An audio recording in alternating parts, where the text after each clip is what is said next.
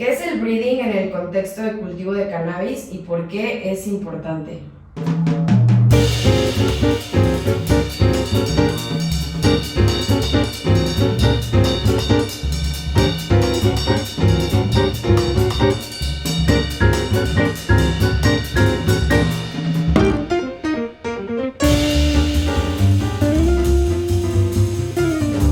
Bueno, pues creo que el breeding es encaminar un proyecto para encontrar resultados nuevos dentro del genoma de la cannabis, ¿no? O sea, así como cualquier organismo vivo, no solamente en la cannabis, todos los organismos requieren de un ADN, ¿no? Todos tenemos un ADN. Esta es la información genética que viene dentro de cada uno de los organismos, ¿no? En la cannabis podemos encontrar expresiones de color, como las plantas moradas, de sabor, como las que saben a naranja, a manzana, a ajo, a todo ese tipo de diferentes expresiones del genoma de la cannabis, ¿no? Entonces, creo que en la cannabis la importancia es que puedes llegar a encontrar cosas nuevas. Ahí hay tendencias, ¿no? Como todo. Justo veníamos en el camino, en la carretera, platicando de eso, ¿no? Y un amigo estaba platicando de lo importante que pudiera ser de tener la hibridación de la cannabis, ¿no? Y ya que en teoría se está haciendo un cuello de botella, pero por otro lado, si nos vamos a la historia de la cannabis, pues realmente la planta inició en China, el mismo humano para su uso empezó a distribuirla por el resto del mundo, y la planta, adaptándose a cada uno de los diferentes ambientes por sí misma, un breeding no necesariamente encaminado por el humano, empezó a adaptarse a los diferentes ambientes y a expresarse de diferente manera, ¿no? Entonces, creo que la importancia del breeding hoy en día es, tratar de conservar todo aquello que nos gusta de las plantas que ya conocemos al día de hoy. Y dos, pues también empezar a encontrar cosas nuevas, ¿no? Que nos pueden ayudar eventualmente. No tanto a la pachequez, que sí, todos fumamos, todos estamos ahí.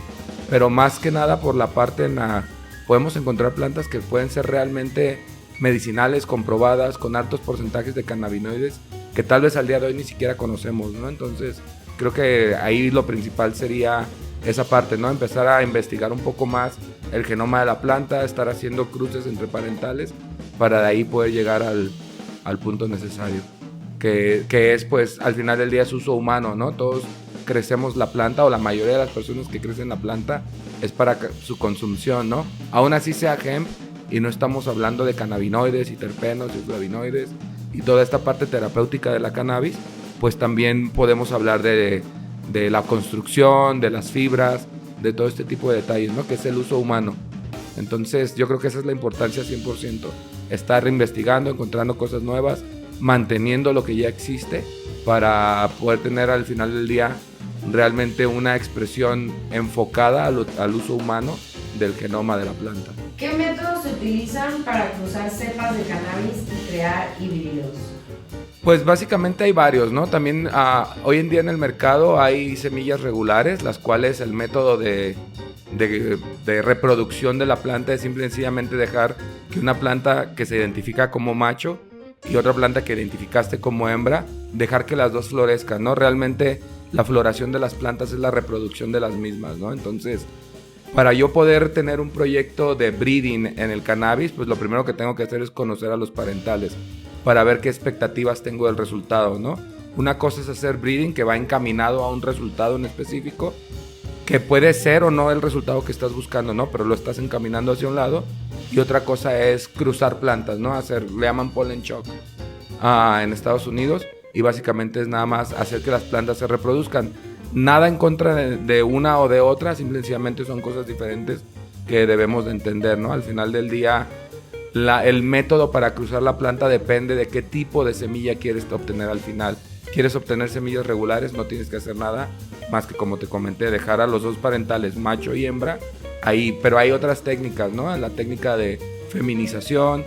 Hay otro tipo de reproducción de plantas que no necesariamente tiene que ver con cruzar dos parentales, ¿no? Puedes cruzar a la planta consigo misma, ¿no? Que es una ventaja que, por ejemplo, los humanos, los perros, la mayoría de los mamíferos no tenemos, ¿no? No hay manera de que uno mismo sea no asexual, pero se autoembarace o se autogestione genéticamente para tener un producto nuevo con diferentes rasgos, ¿no? Al final del día, es como cualquier otro tipo de reproducción en cualquier otro tipo de organismos. Los organismos tienen un genoma, el cual van a compartir a la hora de tener el intercambio de genes dentro de esta parte, ¿no? Entonces podemos feminizar, se feminiza utilizando plata, ya sea coloidal, ya sea tiosulfato de plata, o estreses, ¿no? Que era lo que se manejaba antes para hermafroditar plantas y hacer el cruce, ¿no? Esta parte de lo que les comento de cruzar la planta consigo mismo, pues la planta tiene la habilidad de clonarse, la planta tiene la habilidad de revertir o con la plata una sola rama y que esa rama suelte polen a sí misma y se autopolenice. Entonces los métodos hay muchos, creo que lo importante es encontrar el que mejor se te da y pues básicamente todo parte del parental con el que estás trabajando, ¿no? Si tu parental, porque lo quieres reproducir es por algo, ¿no? Le encontraste características que te pueden ayudar para ello. ¿Cuáles son las diferencias clave entre breeding autoflorecientes y fotodependientes? Bueno, pues básicamente hay que entender cuál es la diferencia entre una y otra, ¿no? Fotodependiente quiere decir que depende de un periodo de fotosíntesis. A lo largo del día, que son las 24 horas, las plantas durante la oscuridad segregan etileno, que es la hormona de floración de las mismas, ¿no? Entonces, si esta planta está expuesta a 11 en adelante horas de oscuridad, la planta puede llegar a empezar la floración, ¿no? Estas son las fotoperiódicas. Las automáticas realmente es la misma planta, con la diferencia que no depende de cuántas horas de luz o de oscuridad para empezar a segregar ese etileno dentro de la planta, ¿no? Al final del día, la planta lo que va a hacer es reproducirse sin necesidad de cambiar el tiempo y va a tener una floración muy corta. Realmente lo que pasó con las autoflorecientes es que esta planta llegó a climas o a lugares en donde el ambiente era demasiado estresante para ellas y no había lo suficiente luz y el ambiente óptimo para que pudiera ser fotodependiente. Entonces la misma planta se adaptó al ambiente durante la evolución de la misma sobre el tiempo para poder así llegar a ser autofloreciente, ¿no? Cuando tú estás trabajando ya en un proyecto de breeding, es muy importante entender a tus parentales, ¿no? Mi parental es fotodependiente o mi parental es autofloreciente. Se pueden cruzar entre ellas, no necesariamente es o una u otra, ¿no? El gen de la autoflorescencia, bueno, realmente las plantas autoflorecientes tienen dos genes muy diferentes a las fotodependientes. El primero es la autoflorescencia y el segundo es la madurez muy rápida de la floración, ¿no? Entonces, la gente las considera más rápidas. Yo considero que son un poquito más difíciles de crecer, un poquito más difíciles de reproducir, pero al final del día se puede hacer de la misma manera. Ya hay machos y hembras en ambas semillas. Hay manera de revertir ambos tipos de plantas, tanto florecientes como fotoperiódicas, pero al final del día es qué proyecto vas a hacer, ¿no? Y si cruzas entre ellas, curiosamente los genes de las plantas autoflorecientes no son dominantes, entonces hay que hacer un trabajo mucho más extenso para alcanzar a pasar la autoflorescencia de una planta autofloreciente al genoma de una planta fotodependiente, ¿no? O fotoperiódica. Entonces, mucho más trabajo. La primera generación no te va a salir tal vez el resultado que buscas. Como te había comentado, los dos genes, que son el autofloreciente y de floración rápida, el primero es el que más tarda en agregarse al genoma que estás creando, al nuevo genoma que estás creando. El segundo puede ser que en la primera generación tengas plantas que les llaman fast flowering, ¿no? O de floración rápida, porque este gen realmente acelera la maduración y el proceso metabólico de la planta para que ésta pueda terminar su floración en tiempo más corto que una planta fotodependiente, ¿no? Entonces, hacer un trabajo de fotoperiódicas es mucho más sencillo porque los genes se comparten, pero si tú quieres convertir una planta fotoperiódica a una planta autofloreciente, sí te tienes que ir hasta la tercera o cuarta generación para empezar a ver más fenotipos que sean autoflorecientes, y para poder estabilizarlo todavía tienes que hacer un trabajo más extenso. ¿Cuántas generaciones de cruces se requieren generalmente para estabilizar una nueva variedad? Bueno, primero hay que entender estabilidad, ¿no? Al final del día, la estabilidad quiere decir que los resultados van a ser homogéneos, ¿no? Van a ser muy parecidos. Entonces, si lo que estamos buscando es estabilizar una genética, desde el primer cruce vas a encontrar estabilidad. ¿Por qué? Porque el 45% de las plantas se van a parecer al padre, el 45% de las plantas se van a parecer a la madre, y el otro 10% que queda se va a parecer a los abuelos, va a haber una mezcla entre ambas, ¿no? Entonces, si hablamos de estabilidad, ahí tenemos estabilidad, ¿no? El resultado es estable, vas a encontrar muy poca variabilidad. Cuando vas a una F2 o a una segunda filial, que es el segundo cruce, aquí normalmente el genoma se abre porque empieza la endogamia. Es como dicen que entre humanos, si tienes relaciones sexuales con tus hermanos o con tus primos, puedes tener defectos genéticos. Pues básicamente es lo mismo en las plantas, ¿no? No necesariamente podemos considerar un defecto genético la variabilidad, ¿no? La mayoría de los cortes famosos, la mayoría de los breeders que trabajan y encuentran ahí sus unicornios los encuentran en la F2 porque se expresa todo el genoma, se abre toda la alberca genética y puedes encontrar hermanos, tíos, tatarabuelos cruzados con todo, ¿no? Entonces, si buscas una planta, si tu planta A es morada, pero no tiene tanto sabor, pero sí tiene mucha resina, y tu planta B tiene mucho sabor, no tiene tanta resina, pero también tiene mucho volumen, pues la idea es cruzarlas. En la primer cruza vas a encontrar muy pocas combinaciones de la misma, muchas van a parecer a la A o a la B, pero ya en la segunda ya puedes empezar a encontrar esa planta que tú estás buscando, ¿no? En donde va a ser mi planta con mucha resina, que es morada, pero le voy a agregar el sabor y la producción o la producción de biomasa de la planta a la hora de hacer el cruce, ¿no? Ahí es en donde puedes encontrar tus plantas. Ahí es en donde empieza a encaminar un proyecto de breeding como tal, ¿no? Que es en lo que te comentaba hace rato, que es no es lo mismo cruzar plantas que hacer breeding. Cuando estás haciendo breeding ya encuentras el resultado que buscas, y las plantas que más se parecen al resultado que buscas las sigues a una tercera generación. Esta tercera generación, por porcentajes, es mera matemática, te va a dar un 33% de estabilidad. Si tú cruzas una vez más, vas a llegar al 60 y tantos % de estabilidad, y si cruzas una vez más, que sería el quinto cruce, ahí ya estarías hablando al 99% de estabilidad. Como un ejemplo, mucha gente conoce o es muy famoso un strain que se llama Cinderella 99. Esto quiere decir que esta planta ya llegó a su quinta generación y de ahí salió ese fenotipo para que las personas puedan utilizarlo, ¿no? ¿Cómo se seleccionan las plantas madre y plantas padre para un cruce exitoso? Pues principalmente tienen que ser plantas sanas. Esa es la primera, ¿no? No es lo mismo cruzar una planta enferma con una planta enferma también, ¿no? Por lo regular los resultados van a ser muy pobres. El intercambio del genoma sería el mismo, pero tendrías menor producción de semillas para poder buscar ahí lo que estás tratando de crear, ¿no?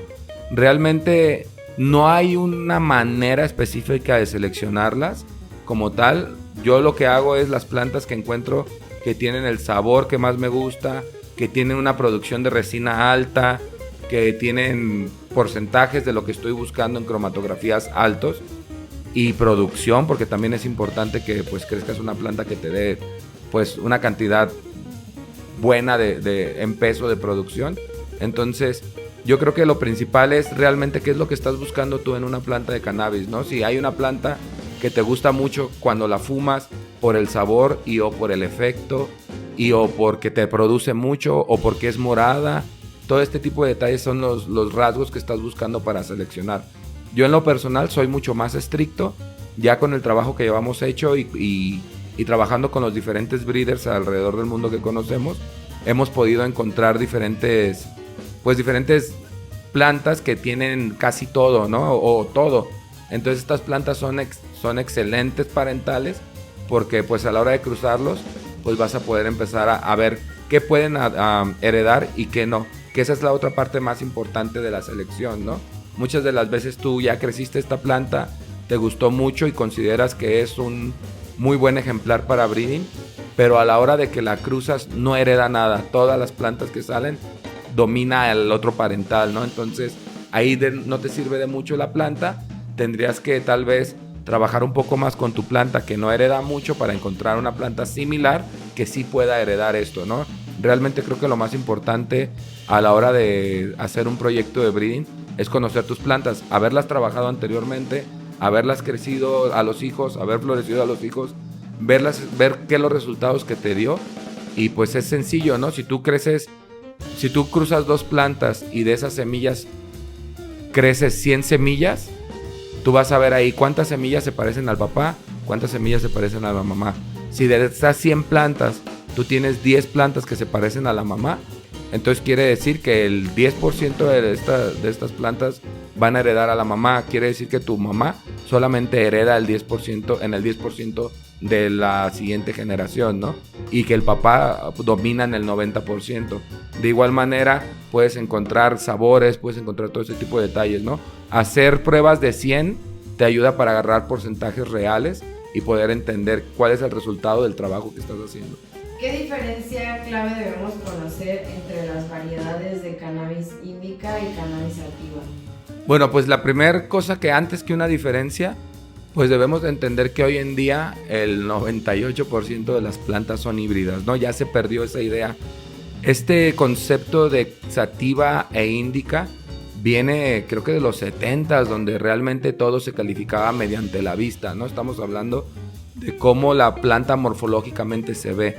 Entonces, hoy en día, basado en el trabajo de muchas personas, en la selección de mucho tiempo, en la adaptación y conservación del genoma de las plantas que ya se han estado seleccionando, pues entonces hemos cambiado esa parte, ¿no? Realmente la idea del high tiene mucho que ver con cuándo cortas tu planta, con cuándo, con qué tipo de terpenos tiene, qué combinación o qué alto porcentaje de CBD pudiera tener tu planta para ser antagónico del THC dentro de la misma producción de cannabinoides de la planta, ¿no? Entonces, morfológicamente sí existe, ¿no? Hay plantas chaparritas que las conocemos como sativas y hay plantas altas que las conocemos como índicas. Por lo regular las plantas sativas, perdón, es al revés, las índicas son las chaparritas, las sativas son las altas. Lo que conocemos por sativas, que son las altas, por lo regular vienen en ambientes más tropicales y las temporadas son más largas. Por eso la floración de las plantas sativas tiende a ser un poco más larga, ¿no? Y en cambio las plantas índicas tienen una floración de más o menos 10 semanas, son chaparritas, son compactas y los porcentajes de THC pues sí tienen mucho más alto el porcentaje de THC una índica que una sativa. Hoy en día todas son híbridas, hoy en día tú vas a encontrar plantas chaparritas que son de floración también corta y plantas altas de floración corta también, ¿no? Esa es una de las partes de la chamba de breeding, ¿no? Tenemos una planta como por ejemplo la GMO, que es muy famosa. Esa planta es mayormente sativa, es una planta que es de 11 a 12 semanas de floración, pero pues si tú la estás creciendo, realmente está quitando 2 semanas más de poder iniciar un nuevo ciclo, ¿no? ¿Qué hicieron algunas personas? Cruzaron esta planta con otras plantas que tienen características similares, pero una floración más corta. Lo que pudieron encontrar dentro de esos híbridos es plantas que tienen las mismas características que la GMO, pero que no tardan en madurar 12 semanas, sino tardan en madurar 10. Entonces esa es una chamba encaminada de breeding que te llevó a encontrar esta parte de poder mejorar la planta al final del día, ¿no? ¿Cómo se evalúa la calidad y estabilidad de una nueva variedad de cannabis después de su creación?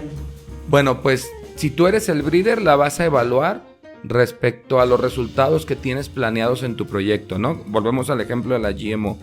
Si yo tengo una GMO de 12 semanas de floración y quiero recortar esas semanas, pues la calidad se va a medir a la hora de que yo crezca la descendencia, que son las hijas de este cruce de mi GMO con una planta de floración corta, e identificar que la mayoría de las plantas están floreciendo más rápido que las otras, ¿no? Terminan su periodo de floración más rápido que las otras, ¿no? Entonces, la calidad de la misma realmente depende de muchas cosas, ¿no? Hoy en día creo que estamos muy mal informados en general, no solamente en México, sino en el mundo, respecto a la calidad, y nos vamos más como por el branding o como por otro tipo de detalles, ¿no?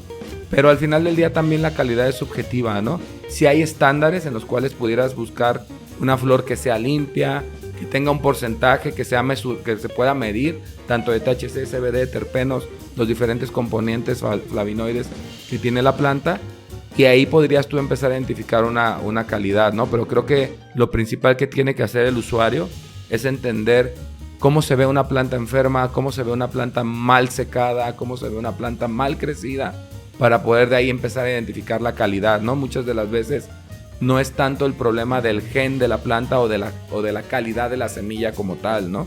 Muchas de las veces es más el problema de los procesos y protocolos que tenemos a lo largo de la cadena de producción de la flor, ¿no? Tanto desde su germinación hasta su secado y su curado, ¿no? Entonces, todo este tipo de detalles impactan.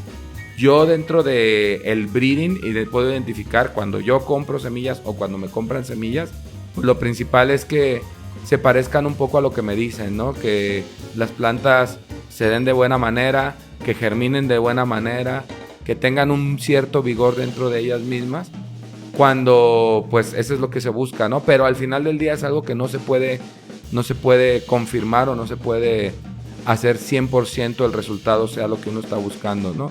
Hay demasiados factores que impactan dentro de la misma, pero al final del día creo que el principal problema de la calidad de la semilla no es tanto la calidad de la misma, sino la calidad de la persona que está cultivando la semilla, ¿no? El conocimiento que pudiera llegar a tener esta persona, la cantidad de equipamiento que pudiera llegar a tener, ya sea en interior, exterior o en donde sea, los procesos que pudiera llegar a tener esta persona, y ya de ahí buscar, ¿no? Realmente, si estamos hablando de genética, lo que estamos buscando al final del día es pues que me dé mis plantas bonitas y que me dé lo que me dice el sabor que me dice el breeder, ¿no? Que fue lo que encontró él en su descendencia. ¿Cuál es la relación entre breeding y la diversidad de cannabinoides y terpenos en las plantas? Pues la relación tiene que ver mucho con cada parental dentro de su ADN. Tiene programada ya una cantidad de producción de cannabinoides, terpenos, flavonoides, de contenido canábico como tal, ¿no? Entonces, pues la relación es muy grande, ¿no? Tú puedes llegar a encaminar plantas con altos porcentajes de cannabinoides en específico, como plantas con altos porcentajes de terpenos en específico, ¿no? Realmente creo que eso es el principal trabajo del breeding, ¿no? Como te comentaba al principio, es encontrar cosas nuevas y mejorar lo que ya existe, ¿no? Entonces, si yo tengo una planta que me produce mucho THC y aparte lo hereda, yo puedo hacer que otras plantas que no producen tanto a la hora de cruzarlas puedan agregar ese alto porcentaje de THC en la misma, ¿no? Al final del día, pues la importancia es 100% importante, ¿no? Yo creo que es lo más importante en un proyecto de cannabis, entender qué es lo que estás creciendo y qué es lo que vas a esperar como resultado, ¿no?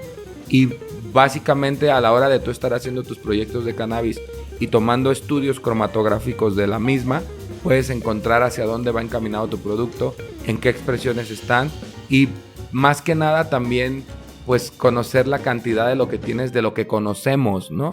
Porque hay muchos cannabinoides que no sabemos que existen en la planta, que no sabemos cómo medir, y eso es también otra parte que a lo largo de la investigación y ahora que tenemos un poco menos de prohibición dentro de esta parte, no solamente en México sino en todo el mundo, pues nos va a ayudar también a poder encontrar maneras más óptimas de potenciar la cantidad de cannabinoides. También hay que entender que mientras más cannabinoides tenga, no necesariamente es mejor. Mientras más de todo tenga, no necesariamente es mejor. Realmente como usuarios no necesitamos tantos cannabinoides o tanto porcentaje canábico en nuestras plantas. Más bien, tal vez, si sientes que las plantas no te están dando el resultado o el efecto que tú estabas buscando, tal vez a lo mejor tengas que detener un poco tu consumo para estabilizar tu sistema endocannabinoide porque está muy saturado, y entonces ahí ya es en donde podríamos empezar a pensar realmente en qué es lo mejor para el uso humano, ¿no? Yo considero que las plantas de hoy en día tienen unos porcentajes demasiado altos que tal vez no sea tan bueno fumarlos, ¿no? Ahora los concentrados, ahora los comestibles que están súper fuertes, pues así como todos queremos que la planta no tenga esta parte del prejuicio y esta parte de la criminalización y esta parte de lo negativo de la planta, pues también tenemos que ser responsables con nuestro consumo, ¿no? Y estos altos porcentajes no necesariamente son buenos. Si estamos hablando de una industria en la cual vas a extraer estos cannabinoides en porcentajes altos, claro que te funciona, pero después hay que dosificar. Realmente el consumo que tenemos hoy en día no es tan responsable, y ahí es en donde pues estamos dando pie a que esta prohibición continúe, ¿no? Debemos de ser responsables de lo que consumimos, debemos de ser responsables de nuestra tolerancia para no estar saturando de más nuestro sistema endocannabinoide y perder todo lo terapéutico que esta planta te puede dar, ¿no? ¿Cómo se documentan o se comparten los resultados de los proyectos de breeding de cannabis? Bueno, pues yo soy ingeniero, entonces yo sí soy un poco nerd en este aspecto, ¿no? Yo cuando hago un cruce del parental A y parental B, principalmente ya tengo este parental a la mamá, ya sea a la otra mamá, porque también hago semillas feminizadas. El parental A o el parental B, yo ya los crecí varias veces y ya vi qué es lo que consumen en respecto a comida, cómo metabolizan, qué tanto volumen agarran. Entonces ya conozco estas plantas, ya las crucé 2-3 veces también, ya sé qué heredan, ¿no? Entonces al final del día, cuando yo estoy documentando todo esto, yo tengo tablas de Excel en donde digo, ok, mi planta día por día come tanto. Haciendo hidroponía yo puedo lograr hacer el cálculo de cuánto come mi planta a diario, ¿no? Igual y después podemos tener una plática también de hidroponía. Pero lo importante es eso, ¿no? Saber qué es lo que sí puedes medir y qué es lo que no puedes medir dentro de tus resultados, para eso poderlo documentar.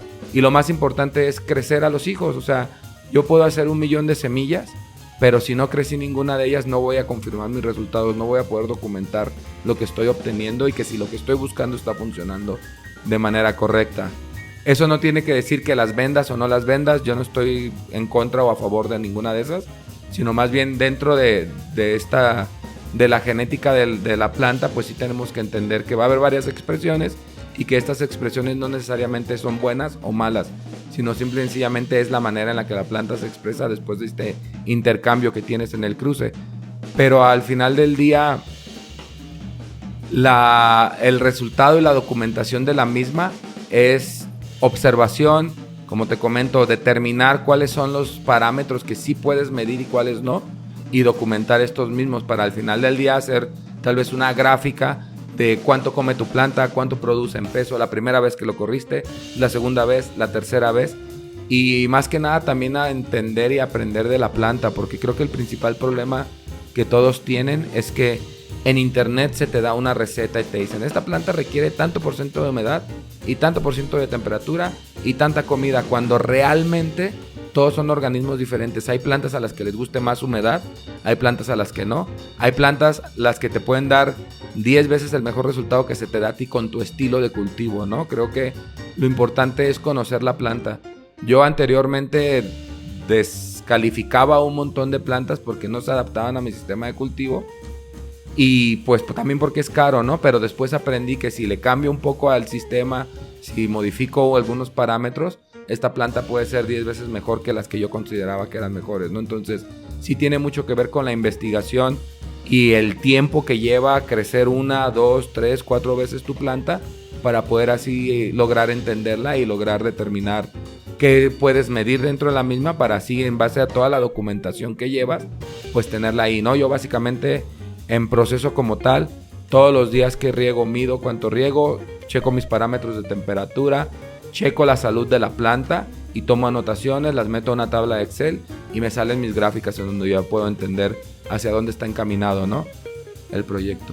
¿Existe alguna plataforma, ya sea digital o presencial, donde los breeders nacionales o internacionales compartan sus conocimientos acerca de ciertas cepas o acerca de sus proyectos de breeding?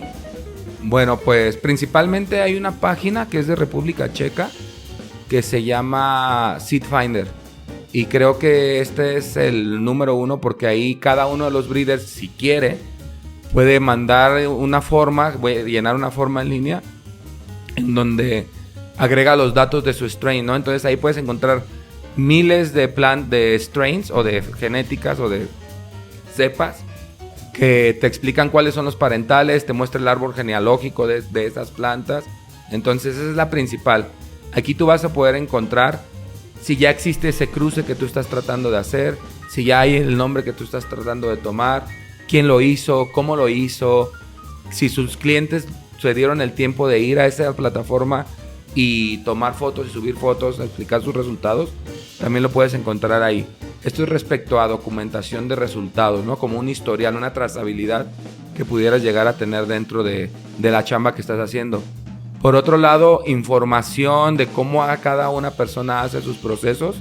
Hay un canal en YouTube que se llama Future Project Cannabis, Y ahí cada semana tienen 2 o 3 capítulos en donde invitan breeders de todo el mundo y te explican cuáles son sus procesos, te explican cómo hacen su chamba, cuáles son sus resultados, cuáles han sido sus mejores trabajos, cuáles han sido los trabajos que más se le han vendido contra los que ellos consideran que son los mejores, cuáles son los trabajos que han reportado mucho más porcentaje de X cannabinoide. Ahí lo puedes encontrar, se llama Future Project Cannabis. ¿Existe en México algún proyecto de investigación avalado por alguna institución de breeding?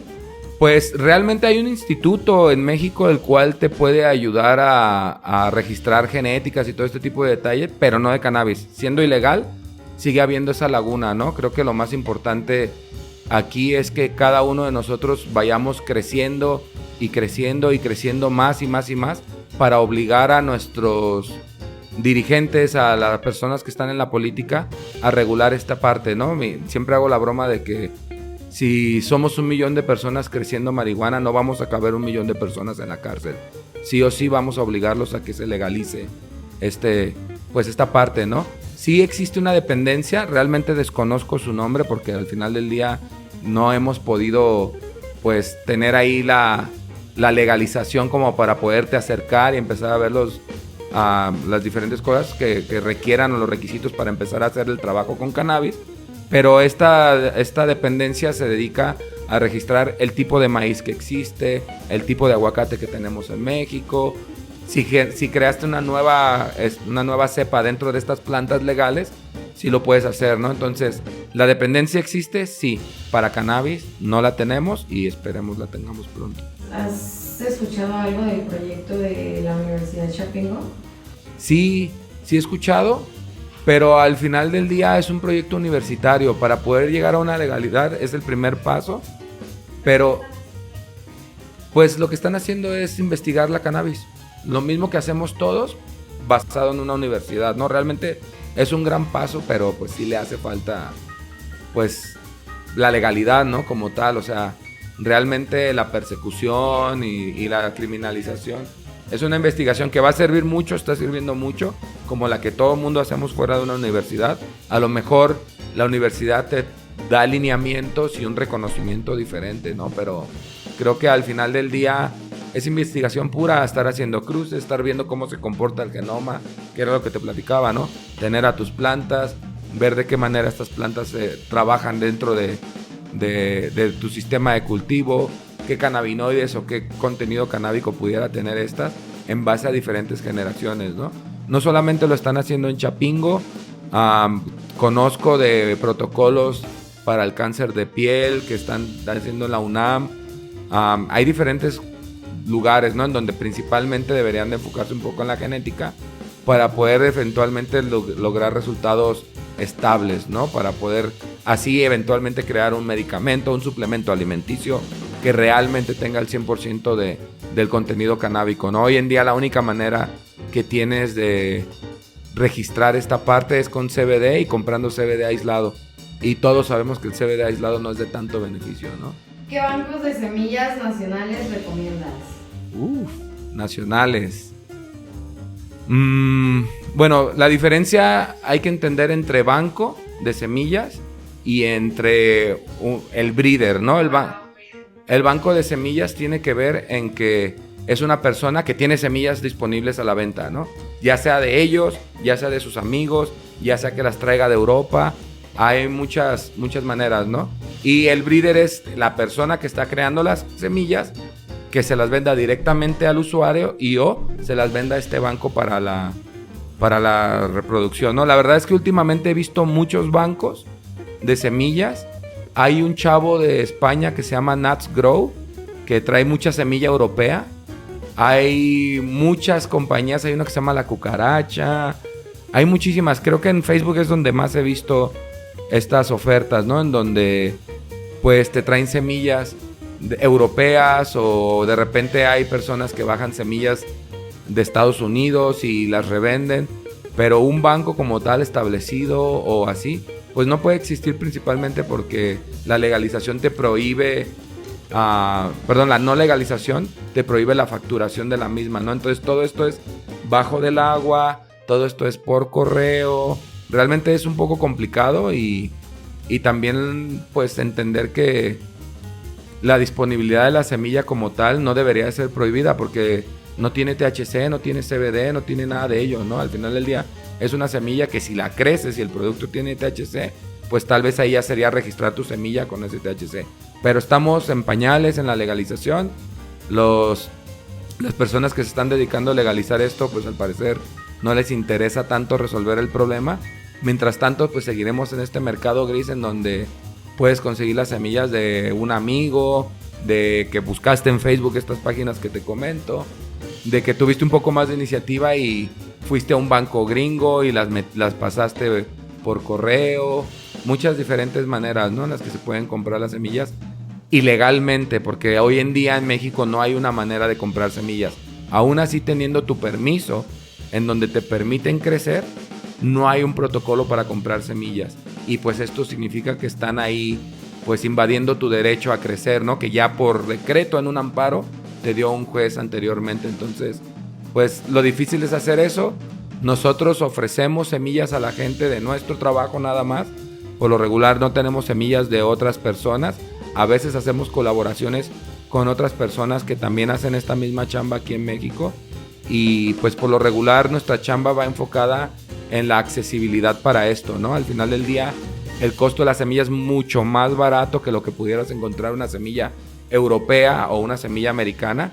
Y la razón de esto es que realmente no estamos haciendo el dinero para eso, ¿no? Sino estamos dándole la posibilidad a la gente que tiene su permiso y que el COFEPRIS y las leyes no le permiten adquirir unas semillas de buena reputación, de buena calidad.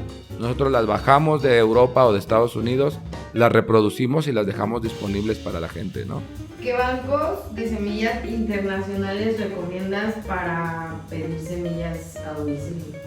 Bueno, creo que lo principal para buscar un banco de semillas es el envío. Tienes que ahí está medio tricky. Yo realmente por mucho tiempo he perdido muchísimo dinero en semillas que no me llegan, porque por lo regular la mayoría de los bancos americanos te mandan por USPS, el International Shipping, ¿no? Que es el más barato. Te cobran creo $25 y no te hay un tracking number que puedas tú darle seguimiento ya estando en México, ¿no? Cuando tú compras semillas en Estados Unidos, USPS tiene un sistema bien chido. Desafortunadamente en México, nuestro sistema de correos de México pues está muy, muy precario, ¿no? La otra es pagar un envío caro por DHL, por UPS, por FedEx, que son caros.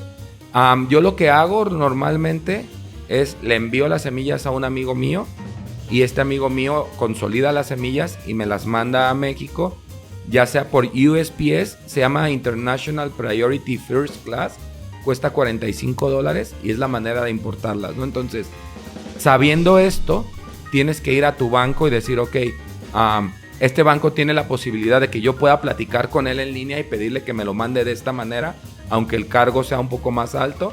Es la primera, ¿no? Hay muchos bancos, Atomic Seeds, Neptuno, hay un buen amigo que se llama Heritage Seed Bank, que le compro muchas semillas a él.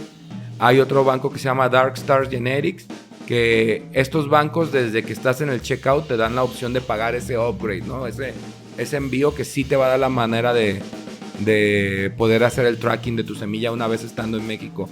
Por lo regular este embarque se tarda de 2 a 3 semanas en llegar a la oficina de correos porque tienes que ir a recogerla tú con tu identificación. Pero creo que esos son los mejores bancos. Que la mayoría de los breeders en Estados Unidos son muy accesibles.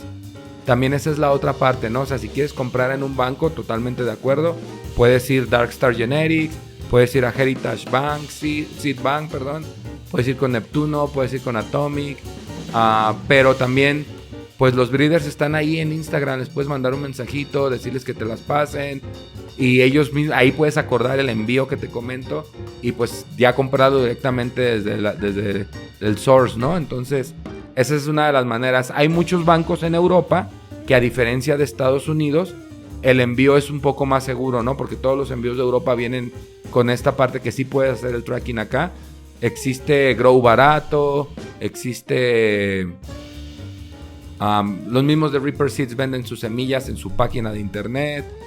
Alquimia, que es muy conocido por mucha de la gente compra ahí. La persona esta que te comentaba que se llama Nuts Grow, que es un banco, es una persona de España que baja todas las genéticas de allá, ya están en México, también podrías hacer esa opción. Pero pues sí, lo ideal es platicar con las personas, ver la manera en la que te las puedan enviar de una manera segura para que te lleguen y no pierdas no solamente el valor de las semillas, sino el envío y más que nada pues la intención de cultivar, ¿no? Que no te quedes con las ganas. ¿Qué es Fat Bastards? ¿Qué es Fat Bastards? Pues realmente es un proyecto que yo inicié ya hace como 5 o 6 años, que es la manera en la que yo puedo hacer que aquí en México los entusiastas del cultivo de cannabis puedan obtener semillas, ¿no? Realmente esa fue la primera función. Cuando yo trabajo en una compañía de ingeniero y me hacían viajar mucho, ¿no? Ahora con la pandemia se detuvo un poco esto, pero antes de la pandemia iba a Europa muchas veces, iba a Estados Unidos muchas veces. Entonces lo que yo hacía era que compraba semillas para mí, porque realmente pues las pienso usar para mí, ¿no? Y estando acá, al ver que pues la gente se le complicaba conseguir semillas y todo eso, en mis viajes me traía además para las personas que me pedían. Y ya estando en ese punto en el cual ya la gente me buscaba por semillas, pues decidí aprender 100% a hacer todos los métodos de producción de semilla, ¿no? Y empezar a internarme un poco más en esta parte. Y pues tenía que buscar un nombre. Y yo soy muy fan de la película de Austin Powers, en donde sale un personaje que se llama el Gordo Bastardo, que es el Fat Bastard, pero es Bastard, ¿no? Como de bastardo. Entonces yo lo único que hice fue un juego de palabras de bot, que es cogollo. Entonces básicamente fue el nombre, ¿no? Pero realmente como tal el proyecto es un proyecto el cual está enfocado en dar accesibilidad en un país como México, en donde pues realmente no hay una manera legal o no hay una manera confiable de adquirir la semilla, pues que la gente la tenga aquí en México para ellos, ¿no? Al final del día todo mundo tenemos el derecho, ya lo dice la Suprema Corte de Justicia, de crecerla, de consumirla, de procesarla y de preservarla, ¿no? Entonces al final del día esa es la intención de nuestro proyecto, que aquí en México puedan tener lo que yo considero a razonamiento personal, las mejores genéticas que he podido encontrar en los diferentes breeders, bancos alrededor del mundo que he comprado semillas y que he crecido, poderles dar a la gente esos resultados buenos que yo encontré, como la limpieza de hacer toda la chamba de pues crecer semillas que no te van a dar el resultado que buscas y tenerlas aquí disponibles para la gente. ¿Cuál crees que ha sido tu mejor cruza de acuerdo a tus gustos? Híjole, esa pregunta está bien difícil porque es como decir cuál hijo quieres más, ¿no? Pero todo depende. También ha pasado en todo este tiempo han pasado muchos años y como todo en el mundo, todos evolucionamos, ¿no? Se podría decir que una de las que más cariño le tengo es una planta que le llamé Bansi Quinteros, porque Bansi Quinteros es un productor de música electrónica que fue mi amigo, falleció de cáncer y fue como la manera de darle un homenaje, ¿no? Y pues básicamente para mí ese güey era como un OG de la música. Entonces lo que hice fue que busqué mi amigo Baza me regaló la Josh D 999 cruzada por una Sky Yarrow, que las dos son OGs, y la crucé con una planta OG mía. Entonces pues es como varios OGs dándole un homenaje al mejor OG, ¿no? Esa se podría decir que es a la que más cariño le tengo, ¿no? En resultados, ahorita estoy creciendo unas plantas que es Gachata cruzada con Road Apple, que ambos parentales están impresionantes, la mezcla se dio impresionante, las plantas ahorita en floración están increíbles. Entonces ahorita hoy en día te podría decir que ese es mi mejor trabajo porque es el más actual, ¿no? Porque también ya los pasados ya pasó ese rush, ¿no? Pero pues es de todo, en gusto se rompen géneros. Cuando las personas me piden una recomendación, pues básicamente yo lo que hago es como un catálogo de sabores, ¿no? Porque todas crecen bien, todas te van a dar una producción de resina buena, todas te van a dar una producción de la flor buena, si tú haces la chamba de manera correcta, ¿no? Entonces, más que nada, cuando me piden un consejo, le digo, a ver, ¿qué te gusta fumar? ¿Cuáles son los sabores que más te gustan? ¿Cuáles son los highs que más te gustan? ¿Para qué la utilizarías? ¿Qué tanto conocimiento de cultivo tienes, no? Que eso es lo más importante que nadie te pregunta. Porque si eres una persona principiante, pues lo ideal es que yo te pase una planta que sea fácil de crecer. Si te pasa una planta que es más caprichosa, que es más delicada, pues a lo mejor no se te va a dar de la mejor manera, ¿no? Y no vas a obtener el resultado que buscas. Al final del día, creo que la calidad de la genética como tal depende de la calidad del grower que está haciendo la chamba. 100%, la genética ahí está, el genoma está ahí. De un paquete de 10 semillas vas a encontrar 4 que están increíbles. Ahora, ¿tú cómo haces para que lo increíble que está dentro de estas semillas se exprese? Esa es chamba del grower. Y ahí es en donde tenemos muchas discrepancias, ¿no? Mucha gente me dice, oye, mis semillas no germinaron. Y obviamente se las reponemos para que intenten de nuevo. Y muchas veces vuelven a fallar porque lo que falla es el método, ¿no? No tanto es la semilla. Los clientes que tengo que ya son constantes, que ya no son expertos, o tal vez sí, pero ya tienen un poco más de experiencia haciéndolo, no tienen ningún problema, ¿no? Entonces, creo que esa es la principal parte de la educación que le tendríamos que dar a las personas, ¿no? Ser autocrítico y entender realmente cuáles son los parámetros que tú estás buscando, porque al final del día, la principal o lo más difícil de iniciar un proyecto de cannabis es que la planta crezca, ¿no? Que se te dé y que no te desanime. Entonces, estamos siempre dando información en nuestras redes sociales para que la gente pueda llegar a aprender este tipo de detalles. Siempre les doy consejos de cómo hacerlo.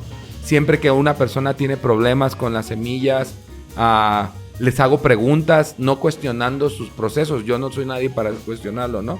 Pero sí para decirle, mira, yo considero que esto y esto y esto lo podrías cambiar para obtener un mejor resultado, ¿no? Que creo que es lo más importante al final del día. Y ya la última, ¿dónde podemos encontrar a Fat Bustards? No existo. No, bueno, me pueden buscar en Facebook, literal, así está el nombre de mi página. Últimamente lo he tenido un poco descuidado porque con tanto trabajo pues no puedo con tanto. Entonces, mándenme un mensajito, no se me desesperen, eventualmente les contesto. En Instagram soy un poco más activo.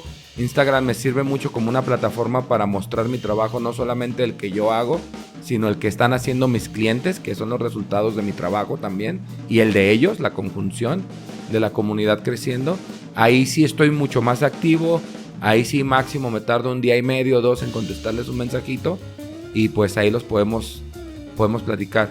Y para adquirir semillas, pues ya sería por Telegram, pero eso ya se lo podríamos dar ahí. Muchas gracias.